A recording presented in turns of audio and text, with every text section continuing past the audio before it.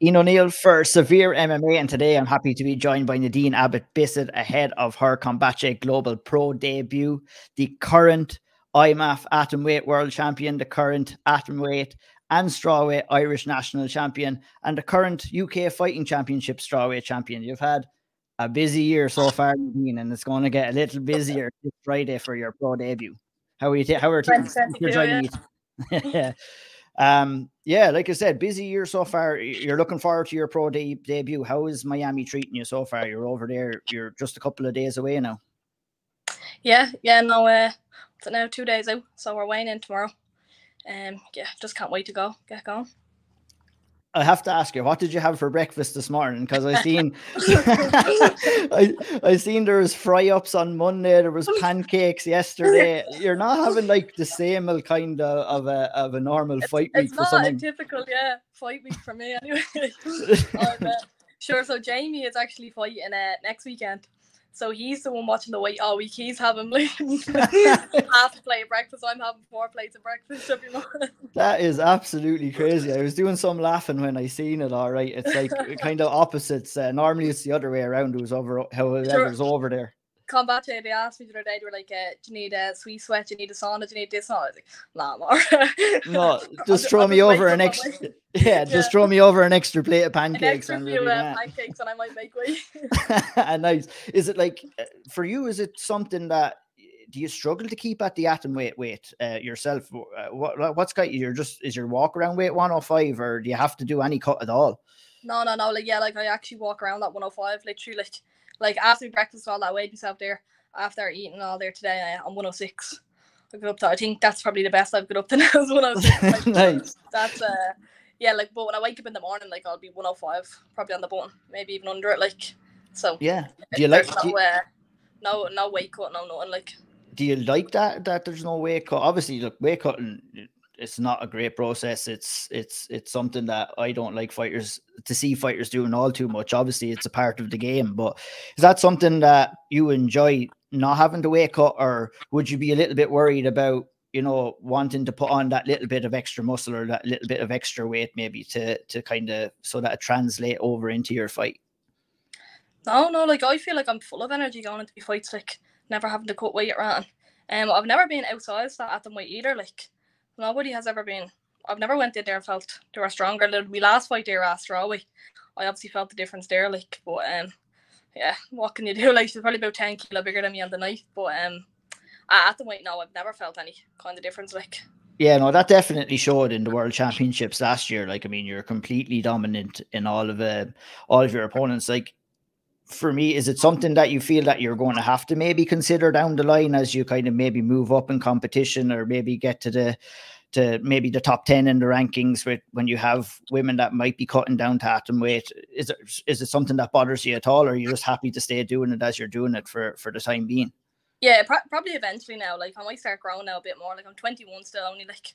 I probably will grow a bit more, and I probably will have to. But for now, I'm just enjoying the pancakes. Too right. If I have every fighter watching in envy this week as you're chowing down before your fight, it's great to see. But look at you. We talked to you a little bit earlier on this year after you won the gold medal at the World Championships. At that time, you were still kind of considering maybe going to the Euros and competing. Obviously, you haven't been having the best of time trying to get matched up. Like you said, you had to take fights at strawweight over at UK Championships. So as your inability to get matched up, did that kind of help your decision to move over into the pro ranks? Yeah, definitely. Like, it was kind of like, it was wait out for the Euros, like, or go pro. Like, they offered, it was Combate who came to me about it. And Andy was saying to me straight after the Worlds, he was saying that I should go pro. He's like you've won the IMMAF and that. I was like, I want to go back and like defend it, like, I want to go again, do it one more time. But yeah, then I was trying to get matched in Ireland, couldn't get matched at my weight, so then I tried to get matched in England, and then it was 52 kg, so I was like, oh yeah, I'll take it, like, I don't really care. I knew that was going to be my last amateur fight then, because Andy was saying, yeah, we do this then, like, see how you get on at that, and then we go pro.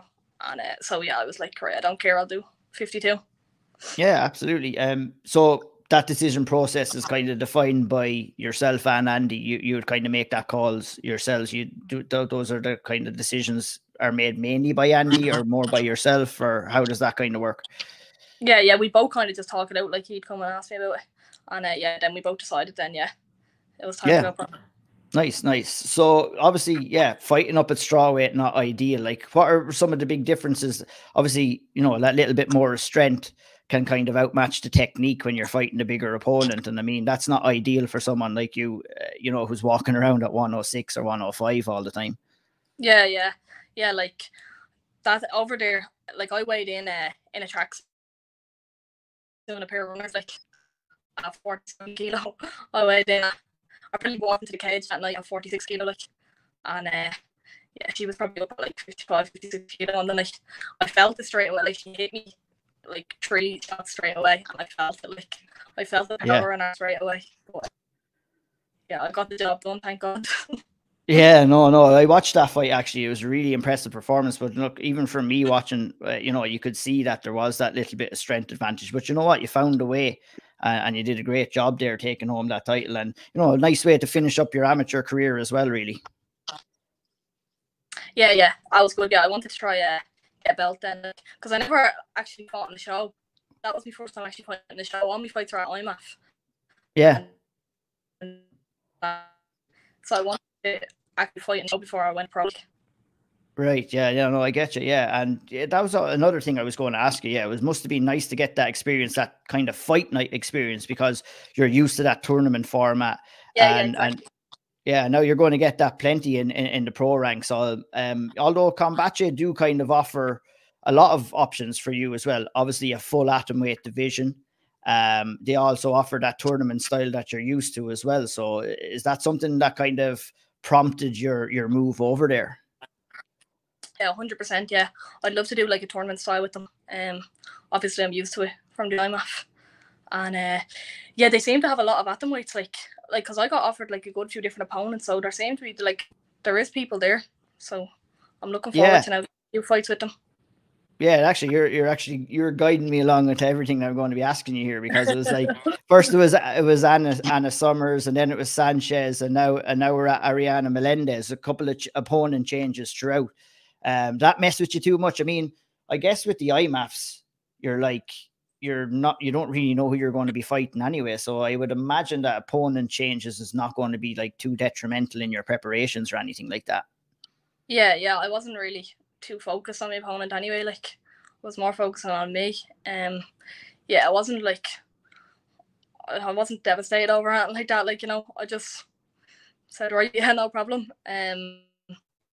But I was a bit shocked now when the girl Sanchez, because they only signed the contract like probably on the Monday or something like that. Then I was told on like the Thursday or something like that she pulled out. And I was like, what, already? Like, yeah, what do you think happened there? In like 2 or 3 days. Like, I didn't think I'd get another opponent then. I was like, oh, I probably won't fight now, like, you know.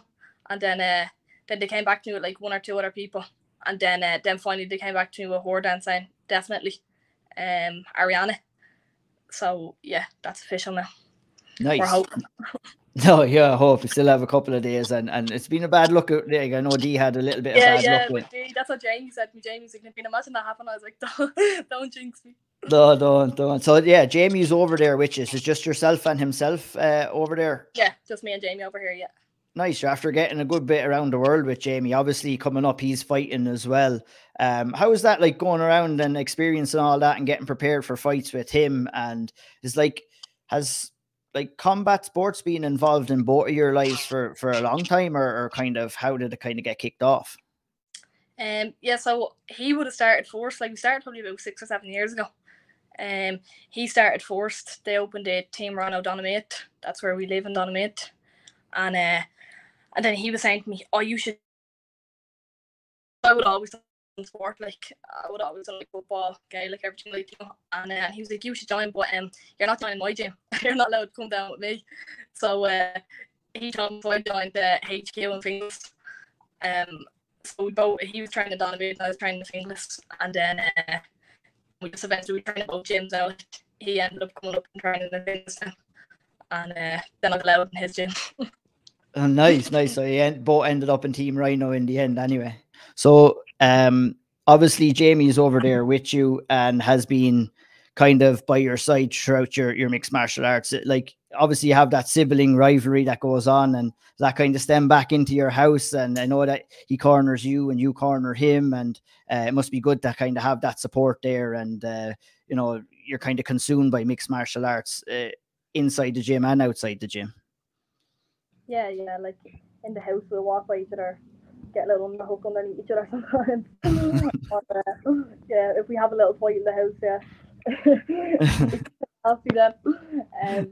Yeah, no, but it is great. To have like he's my main training partner here up in the gym. He'd probably be the closest weight to me, and then he's over here with me now, so it's great. So I get to roll with him, do pads with him. Like, he knows me better than anyone else does. So good. 100%.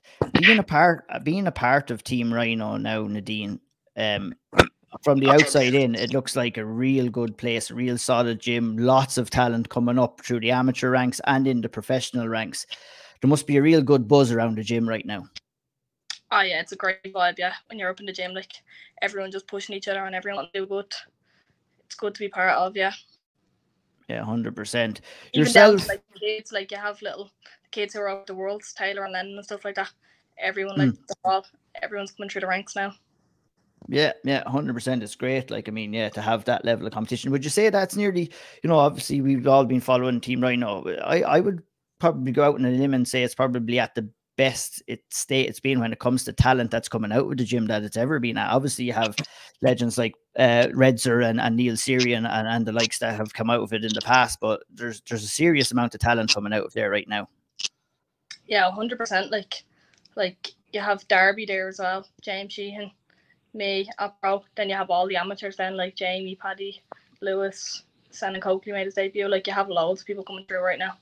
Yeah, I think it's now at the minute that it's ever been. Nice. So you're a little bit more maybe about yourself. You're working full-time right now, is that correct? Yeah, full-time, yeah. As well. And you run, did I see somewhere you also run your own business as well? No, I'm a store manager in Lidl. Oh, nice. So how do you find that kind of balance in between the two? Yeah, I get the job done, yeah. Get the job done in Lidl and get the job done in the cage. So. Yeah, no, I work probably like 4 days a week, 7 to 4. Then one day I'll do a close or something like that, but on the weekend or something like that. So like I still get all my sessions in the evening, like I get 2 or 3 sessions in the evening every night. Do you plan on maintaining that for the foreseeable future, or do you think you're going to come to a crossroads there and where you're going to have to maybe focus a little bit more full-time on the professional side of mixed martial arts? Well, it hasn't been a problem for me yet, so it's not broken, isn't it?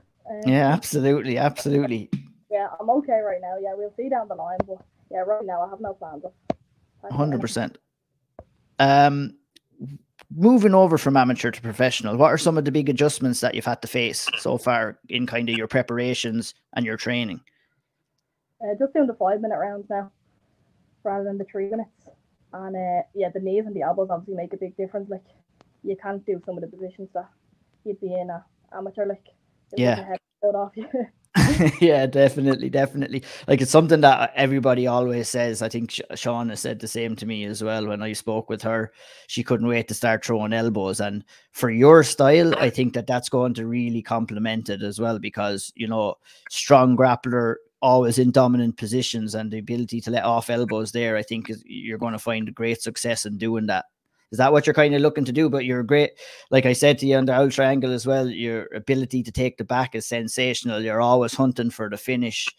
You know, anyone like that wants to kind of describe a grappling style, it's not fan favorite, if you want to call it. But I wouldn't definitely say that about your style. I think your style is, you're always hunting for the finish. You're always hunting for damage. So are you looking to kind of maybe just stay to do what you were kind of doing in the past, hunting for that rear naked choke, or you're looking forward to kind of maybe landing some TKO or some ground and pound with elbows and stuff and getting your opponents out there a little earlier? I'll be looking to land a few elbows. Like, I am really good at taking the back, so I'm looking forward to now getting the back and actually throwing off a few elbows there.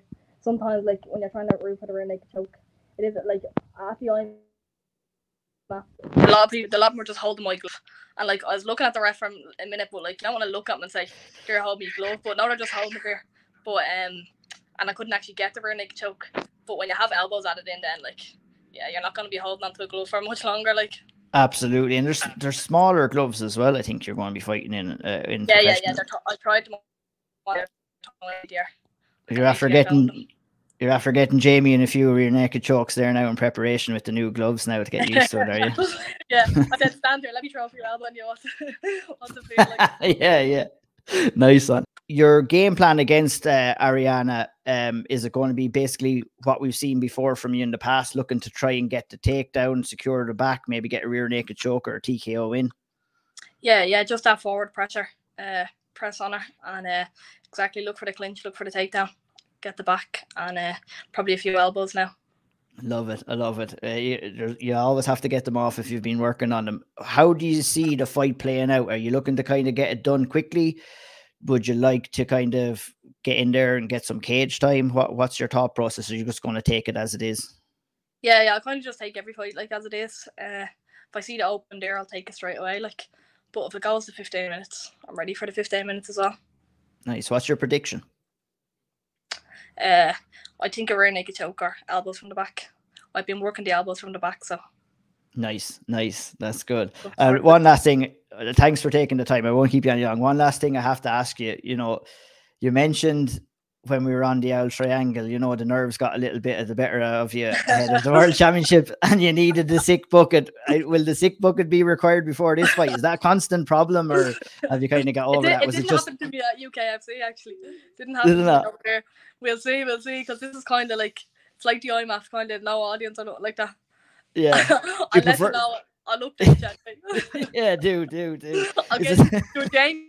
Probably take a leading Instagram story in there, so you probably will. Yeah, there's no doubt about that. So that's hilarious.